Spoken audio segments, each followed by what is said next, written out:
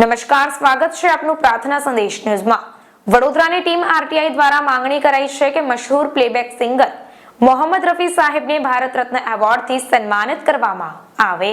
Film જગતમાં પોતાના સુરીલા અવાજમાં સંખ્યાબંધ ફિલ્મોમાં હજારો યાદગાર ગીતો ગાનાર મશહૂર પ્લેબેક સિંગર મોહમ્મદ રફી સાહેબને દેશનો સર્વોચ્ચ ભારત રત્ન એવોર્ડ એનાયત કરીને તેમને સન્માનિત કરવામાં આવે તેવી વડોદરાની ટીમ આરટીઆઈએ जिला कलेक्टर ने आवेदनपत्र थकी मांग करी हती।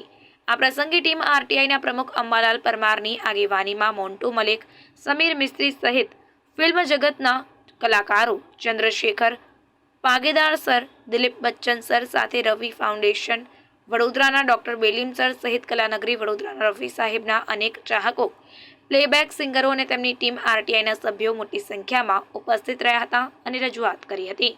रिपोर्टर धवल सिंह सोलंकी, प्रार्थना संदेश न्यूज, वडोदरा।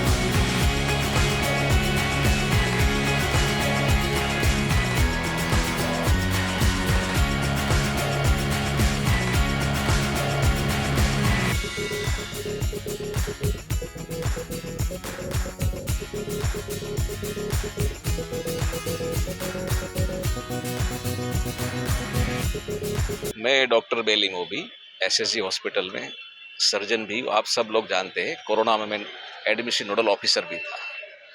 अब रफ़ी साहब की जब बात आए तो उसको सुनने समझने के लिए एक ज़िंदगी भी कम पड़ती इंसान की, इतना उनका डिवोशन है म्यूज़िक इंडस्ट्री की तरफ से।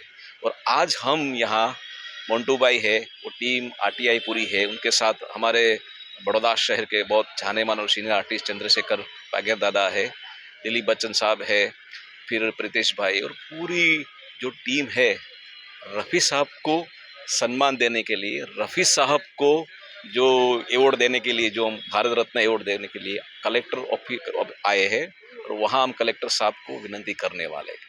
रफ़ी साहब का कंट्रीब्यूशन किसी सी आँख से छुपा हुआ नहीं है। आप मानते हो कि रफ़ी साहब ने हिंदी इंडस्ट्रीज के सिवा कम से कम जो अदर लोकल इंडस्ट्री है लवी जी, जैसे कन्नड़ इंडस्ट्री है, पंजाबी है, गुजराती है, बंगाली, ऐसे लगभग मराठी है, 16 लैंग्वेज में भी गाने गाए हैं। मतलब आप उनका कंट्रीब्यूशन देख सकते हैं। 20-25 हज़ार नग में है। मैं तो कॉलेज लाइफ में लोगों को माधुरी दीक्षित का फोटो होता है रूम में, लेकिन मेरे रूम में रफ़ी साहब का फोटो था। और आप सब प्रेस वाले मित्र जानते हैं, मेरी केबिन में कोरोना का टाइम में आते थे, एक ही फोटो देखा होगा लोगों ने, रफ़ी साहब का फोटो है। मतलब रफ़ी साहब इतनी बड़ी हस्ती थे इंडस्ट्री में और इतने बड़े मुकाम पर पहुंचे हैं आज के ज़माने में। वहाँ तक पहुँचना किसी को सूरज को बैटरी की टॉर्च दिखाना जैसा है। यानी कि कहते हैं ना कि यूँ तो तारों को तोड़ना आसान नहीं होता है। हर पत्थर की मूर्ति पर भगवान नहीं होते। गाने तो हर कोई गाता है, लेकिन हर गाने वाला मोहम्मद रफ़ी साहब जैसा फनकार और इंसान नहीं हो सकता है। और रफ़ी साहब की वजह से आप एक बार तो मैंने एक हिस्ट्री में सुना था कि एक रफ़ी साहब की श्रद्धांजलि में एक दिन में 6000 शो हुए थे पूरी दुनिया में। यानी कि बड़ा रिकॉर्ड है, इतने सारे शो एक कलाकार के नाम पे होना। वही उनकी शख्सियत बताया कि रफ़ी साहब क्या था। मैंने बोला ना कि रफ़ी साहब को सुनाने के लिए एक समझने की ज़िंदगी कम पड़ेगी। तो बड़ौदा हमारा शहर है, एक कल्चरल सिटी है, आप सब जानते हैं, सांस्कृतिक नगरी बोलते हैं।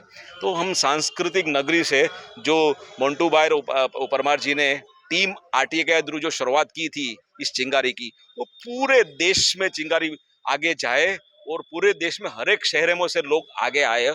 और रफी साहब को मैं तो कहता हूँ कि भारत रत्न नहीं, उसके आगे भी जो रत्न है, विश्व रत्न, वो भी मिलना चाहिए। तो आज हम इस माध्यम के द्वारा सब लोगों को यहाँ जोड़ने के लिए शुक्रिया अदा करते हैं और हमारे जो गवर्नमेंट नॉमिनेटेड कलेक्टर साहब है उनको પ્રાર્થના સંદેશ ન્યૂઝની તમામ લેટેસ્ટ અપડેટ્સ માટે ચેનલને હમણાં જ લાઈક, શેર અને સબસ્ક્રાઇબ કરો.